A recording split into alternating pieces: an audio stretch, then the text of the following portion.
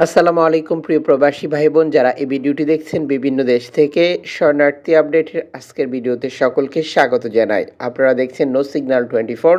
আমরা প্রতিদিনের অভিবাসীদের গুরুত্বপূর্ণ তথ্য ইনফরমেশন এই চ্যানেলটির মাধ্যমে প্রচার করে থাকি। আজ নভেম্বর মাসের 25 তারিখ। আজও জানিয়ে দেব গত 24 ঘন্টায় এজিয়ান সাগর, ভূমধ্যসাগর, আটলান্টিক উপকূলের সর্বশেষ আপডেট তথ্যগুলো। নিজে দেখুন, অন্যকে দেখাতে ভিডিওটি শেয়ার করে দিন। আপনি কোন দেশ থেকে এই ভিডিওতে যুক্ত হয়েছেন তা কমেন্টস করবেন, আমরা আপনাদের কমেন্টসের রিপ্লাই দেব। চ্যানেলটি সাবস্ক্রাইব করে পাশে থাকা বেল আইকন ক্লিক করে অল করে রাখলে, ফেসবুক পেজটি লাইক ফলো করে রাখলে প্রতিদিনের আপডেট তথ্য আপনি প্রতিদিনই দেখতে পারবেন। আলহামদুলিল্লাহ, দীর্ঘদিন জটিলতার পর বাংলাদেশ থেকে ইতালিতে যারা বৈধভাবে যাওয়ার প্রক্রিয়ায় অংশগ্রহণ করেছেন, বিশেষ করে পাসপোর্ট জমা দিয়ে রেখেছেন বিএফএস গ্লোবালে, তাদের জন্য একটি সুখবর দিয়েছে বাংলাদেশে অবস্থানরত ইতালির দূতাবাস। আগে পাসপোর্টে স্টাম্পিং সংক্রান্ত কাজে যুক্ত ছিল একজন ব্যক্তি, সেটি 3 জনে বাড়ানো হয়েছে, মানে 1 জন থেকে 3 জন করা হয়েছে। একজন এই সপ্তাহে যোগ দেওয়ার কথা রয়েছে, অন্যজন এর পরের সপ্তাহে। এই প্রক্রিয়াটি বাংলাদেশে অবস্থানরত রেকর্ড সংখ্যক লোকজন যারা ডোমেস্টিক ওয়ার্কার, এগ্রিকালচার বা স্পন্সর, স্টুডেন্ট সহ আরও বিভিন্ন ক্যাটাগরি যেটা ফ্যামিলি রয়েছে, ভিসায় যাওয়ার জন্য দীর্ঘদিন থেকেই পাসপোর্ট জমা দিয়ে অপেক্ষা করছেন, তাদের কাজকে আরও দ্রুত গতিশীল করার জন্যই এই সিদ্ধান্তটি নেওয়া হয়েছে। এর আগে বাংলাদেশের পররাষ্ট্র মন্ত্রণালয়ের একজন সচিব নিশ্চিত করেছিলেন, বর্তমান ইতালি বাংলাদেশ যে দূতাবাস রয়েছে সেখানে প্রায় 60,000 পাসপোর্ট জমা রয়েছে। এই পাসপোর্টগুলোর সমস্যা সমাধানের জন্য কাজ করার চাপ দেওয়া হয়েছে, যে প্রেক্ষিতে ইতালির দূতাবাস থেকে এই ধরনের পদক্ষেপ নেয়। নিঃসন্দেহে এটি অসাধারণ একটি সিদ্ধান্ত রয়েছে, যার কারণ হচ্ছে গত 2 বছর বা তারও বেশি সময় ধরে রেকর্ড সংখ্যক বাংলাদেশি ইতালিতে আসার জন্য কাজ না করে বা অপেক্ষা করতে করতে অনেকটা বিরক্ত বা বিতর্কের মুখে পড়েছে পারিবারিকভাবে। যারা লক্ষ লক্ষ টাকা জমা দিয়ে রেখেছেন ভিসা বাণিজ্যের সাথে যুক্ত ট্রাভেলস বা ব্যক্তির কাছে, এখন সেই ব্যাপারে একটি সুরাহা হবে। মানে যাদের ভিসা অরিজিনালি হবে তারা আসতে পারবে ইতালিতে, আর যাদের ভিসা হবে না, যেটি পাসপোর্ট রিটার্ন দিলে সেই টাকাটা ফিরিয়ে নেওয়ারও একটি ব্যবস্থা হবে।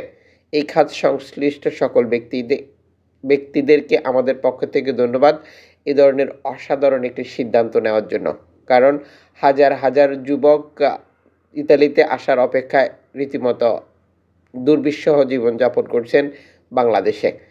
এদিকে গত পরশুদিন যেটি ভূমধ্যসাগরে বিপদগ্রস্ত অবস্থা থেকে শরণার্থী উদ্ধার করেছিল এনজিও সংস্থা নাদির, সেই অভিবাসীদেরকে ইতালির দ্বীপ ল্যাম্পুদুসাতে নিরাপদে হস্তান্তর করেছে তাদের সর্বশেষ এক্স হ্যান্ডেলে প্রকাশ করে।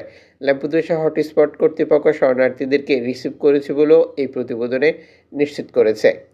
এদিকে ভূমধ্যসাগরে বিপদগ্রস্ত শরণার্থীকে উদ্ধার করার জন্য ক্যালেব্রিয়া কর্তৃপক্ষের কাছে আহ্বান জানানো হয়েছিল, এবং সেখানে আলহামদুলিল্লাহ ক্যালেব্রিয়ার অবস্থানরত উপকূলরক্ষী বা ইতালি কর্তৃপক্ষ ডাকে সাড়া দিয়েছে এবং অভিবাসীদেরকে নিরাপদে উদ্ধার এবং হস্তান্তরের প্রক্রিয়াটি সম্পূর্ণ হবে। এই এনজিও সংস্থা এবং এই খাত সংশ্লিষ্ট প্রতিটি ব্যক্তির জন্য আমাদের পক্ষ থেকে স্পেশালি থ্যাঙ্কস। এদিকে ভূমধ্যসাগর থেকে বিপদগ্রস্ত অবস্থায় যে শরণার্থীদেরকে উদ্ধার করা হয়েছে, সেই শরণার্থীদেরকে নিরাপদে ইতালিতে হস্তান্তর করেছে, যা নিশ্চিত করেছে সলিডারাইন। সলিডারাইন সর্বশেষ এক্স হ্যান্ডেলে প্রকাশ করা বার্তায় নিশ্চিত করেছে যে আমরা যে শরণার্থীদেরকে উদ্ধার করেছিলাম, যেখানে 50 জন অভিবাসী ছিল, যাদেরকে নিরাপদে আমরা হস্তান্তর করতে পেরেছি ইতালি কর্তৃপক্ষের কাছে, যার মধ্যে 39 জন প্রাপ্তবয়স্ক, 11 জন নাবালক এবং 3 জন যেটি প্রত্যাশিত, দুঃখিত, যেখানে বাংলাদেশ, পাকিস্তান, এরিত্রিয়া, মিশর, সুদান এবং বিভিন্ন জাতীয়তার অভিবাসী ছিল বলে নিশ্চিত করা হয়েছে। এখানে উল্লেখযোগ্য একটি তথ্য দিয়েছে তারা, যে 10 জন ছিল যাদের কোনো আপনজন নেই, নাবালক শিশু যাদের সঙ্গীবিহীনই তারা উদ্ধার করেছে। মেডিকেল রিপোর্ট হস্তান্তর করেছে ইতালি কর্তৃপক্ষের কাছে, আশা করছেন যে তারা নিরাপদেই থাকতে পারবেন। আপাতত তাদের সমস্যা কেটে গেছে। এই এনজিও সংস্থাটির জন্য একটি ধন্যবাদ লিখুন, যারা ভূমধ্যসাগরে বিপদগ্রস্ত অবস্থা থেকে শরণার্থীদেরকে উদ্ধার করে এবং ইতালিতে বা ইউরোপে বিভিন্ন স্থানে পৌঁছে দেয়। এদিকে সামাজিক যোগাযোগ মাধ্যমে একটি ভিডিও ফুটেজ ভাইরাল হয়েছে, যে ভিডিও ফুটেজে দেখা যায় লিবিয়া থেকে ছেড়ে আসা শরণার্থী নৌকাডুবি এবং সেই নৌকায় অভিবাসীর মৃত্যু, যেটা নতুন করে আবার ঝড় তুলেছে। লিবিয়ার উপকূলেই এই মর্মান্তিক দুর্ঘটনাটি ঘটেছে বলে নিশ্চিত করা হয়েছে, যেখানে 25 জন শরণার্থীর মৃত্যু হয়েছে, 4 জন বেঁচে আছে এবং বাকি কতজনের মৃত্যু বা নিখোঁজ রয়েছে এটির কোনো প্রতিবেদন নেই, যা সত্যি দুঃখজনক। ঠিক এভাবেই ভূমধ্যসাগর পাড়ি দিতে গিয়ে প্রতিনিয়তই নৌকাডুবি এবং শরণার্থীর মৃত্যু বেড়েই চলেছে, যা নতুন করে আবারও আলোচনায় এসেছে। আন্তর্জাতিক প্রিন্ট এবং ইলেকট্রনিক্স মিডিয়ায় এই তথ্যটি প্রচার করা হয়েছে, যেখানে লিবিয়ান উপকূলে এই নৌকাডুবির ঘটনা ঘটে। আমরা জানি না টোটাল কতজন অভিবাসী এই নৌকাটিতে ছিল এবং কোন জাতীয়তার, যা সর্বশেষ কোনো তথ্যে নিশ্চিত করা যায়নি। এদিকে আফ্রিকার বিভিন্ন অঞ্চলে বর্তমান সময় শরণার্থী আটক বৃদ্ধি পেয়েছে। বিশেষ করে এই শরণার্থী আটক বৃদ্ধি পাওয়ার মূল কারণ হচ্ছে ইউরোপীয় ইউনিয়ন, ফ্রান্স, জার্মানি, ইতালি, এই দেশগুলো আফ্রিকার যে বর্ডার দেশগুলো রয়েছে সেই দেশগুলোর লোকজনকে টাকা দিয়ে শরণার্থী আসার পথে বাধা সৃষ্টি করার জন্য, যেটা অনেকটা লিবিয়া তিউনিসিয়ার মতো করে। লিবিয়া তিউনিসিয়া যেমন অভিবাসীদেরকে ইতালি আসার পথে বাধা দেয়, একইভাবে তারা আটলান্টিক সাগরে শরণার্থী আসার ক্ষেত্রে বাধা দেবে, যা সাম্প্রতিক সময় কয়েক গুণ বৃদ্ধি পেয়েছে। এদিকে লিবিয়ায় নির্যাতনের পর আটক কেন্দ্রে রাখা, হত্যা করা, ধর্ষণ করা সহ আরও নানা ধরনের ঘটনার শিকার হচ্ছে বিভিন্ন দেশের অভিবাসীরা, যারা মূলত ইউরোপে আসার জন্য লিবিয়াতে পালিয়ে এসেছিল। এটি নিয়ে একটি নতুন প্রতিবেদন প্রকাশ করেছে ফ্রান্স ভিত্তিক একটি এনজিও সংস্থা, যেই রিপোর্টে মর্মান্তিক অনেক ঘটনা উঠে এসেছে, যা আমরা অনেকেই জানি না। দর্শক, দুঃখিত, গতকাল আমাদের ভিডিওতে একজন কমেন্ট করেছিল বাংলাদেশের একজন ব্যক্তিকে লিবিয়ার মাফিয়ারা আটক করে রেখে তার চোখ উপড়ে ফেলেছে, যেটি সত্যিই কিভাবে এটা আপনি বলবেন আর কিভাবে প্রকাশ করবেন আমি জানি না। তবে লিবিয়াতে অবস্থানরত বাংলাদেশিদের নির্যাতন, অত্যাচার বা নানা ধরনের ঘটনার পেছনে মেজরিটি% বাংলাদেশিরাই দায়ী, যা আমরা আগের ভিডিওগুলোতে বা বিভিন্ন তথ্য ইনফরমেশন থেকে সংগ্রহ করে আপনাদেরকে নিশ্চিত করেছিলাম।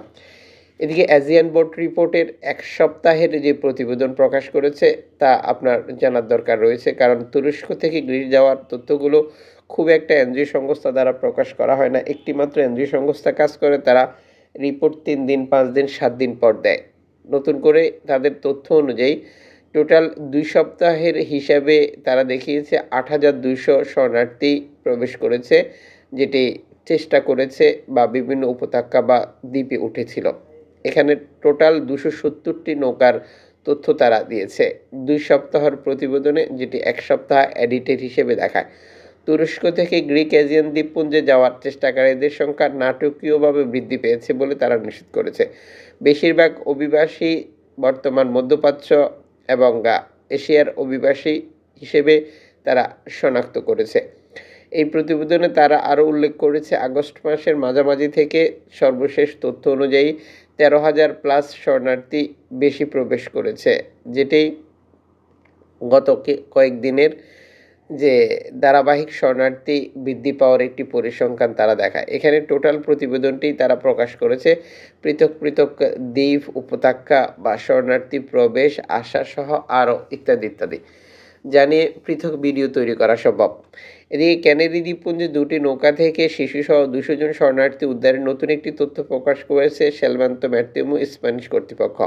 প্রসঙ্গত, অবৈধ অভিবাসীদেরকে বৈধ দেওয়ার একটি ঘোষণার পরে রেকর্ড সংখ্যক শরণার্থী প্রবেশ শুরু করেছে, যা এর আগে আমরা আপনাদেরকে ধারণা দিয়েছিলাম। এদিকে মানবিক পাইলট, যেটি আটলান্টিক সাগরে অবস্থান করছে, একটি উদ্ধারকারী যেটি নৌকা শনাক্ত করার জন্য আটলান্টিক সাগরের উপরে, মানে আকাশ থেকে বিপদগ্রস্ত নৌকাগুলোর অবস্থান শনাক্ত করা এবং তাদেরকে উদ্ধার করার সহযোগিতা করা। সর্বশেষ এই পাইলট প্রকল্পের প্রতিবেদন অনুযায়ী এয়ারক্রাফট ফর শিয়া, যেটি শিয়াই সংস্থা বা শিয়া ওয়াচের ধারাবাহিক প্রতিবেদনে যুক্ত করেছে, একটি নৌকা তারা ডুবে যেতে দেখেছিল বা নৌকাটি এখন পর্যন্ত মিসিং রয়েছে। তবে এই প্রতিবেদনে তারা যুক্ত করতে পারেননি যে শরণার্থীরা কোন জাতীয়তার ছিল এবং কোন দেশ থেকে তারা ছেড়ে এসেছিল। তবে নৌকাটির অবস্থান তারা বলেছে যে নৌকাটি আমরা ডুবতে দেখেছি, যেটি তাদের ভিডিও ফুটেজে আংশিক অস্পষ্ট একটি বার্তায় নিশ্চিত করেছে।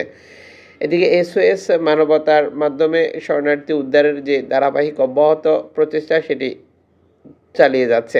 সর্বশেষ তারা ক্যালিব্রিয়াতে যেটি বেঁচে যাওয়া ৭০ জন শরণার্থীকে নামিয়েছে আবহাওয়া পরিস্থিতি খারাপ থাকার পরেও শরণার্থীদেরকে উদ্ধার করেছিল। হিউম্যানিটি ওয়ান এই প্রতিবেদনে যুক্ত করেছে, আমরা উদ্ধারকৃত শরণার্থীদেরকে নামানোর জন্য এখানে এসেছি, যদিও এখানে আসতে গিয়ে আমাদের বিভিন্ন ধরনের বাধার মুখোমুখি হতে হয়েছিল, কারণ আবহাওয়া পরিস্থিতি খুব একটা ভালো ছিল না। আর এই পরিস্থিতিতে জাহাজ চালানো অনেক কষ্ট। আমরা বুঝতে পারি না যে এই পরিস্থিতিতেও অভিবাসীরা কতটা ঝুঁকি বা কতটা বিপজ্জনক পরিস্থিতি বিবেচনায় সাগরে নামে বা চেষ্টা করে এক দেশ থেকে আরেক দেশে যেতে। দর্শক, শরণার্থী আপডেটের সর্বশেষ তথ্য ইনফরমেশন ছিল এখানে। ইনশাল্লাহ আগামীকাল আবার দেখা হচ্ছে।